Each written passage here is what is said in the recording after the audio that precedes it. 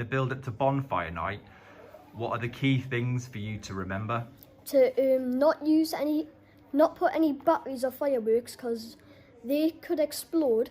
The batteries could explode and the shrapnel could hit and injure people. And also with the fireworks, it could shoot out and explode. And in particular, what about sparklers? With sparklers, make sure to hold it on the metal rod end, wear gloves and keep it at an arm's length away from you so you don't get burned. And also stay away from people when you're using them.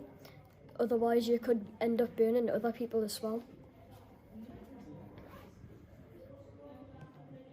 Well, Bonfire Night's a really exciting time for children, of course, and often that excitement can overtake rational thought in certain circumstances, so it's our job to make sure that the children balance their fun with rational thought, being aware of the dangers they could face, choices they have to make, and make sure they make the right choices, ensuring that they enjoy Bonfire Night as best as they can, but keep themselves as safe as they can at the same time. And what do you think was the main things they've learnt today?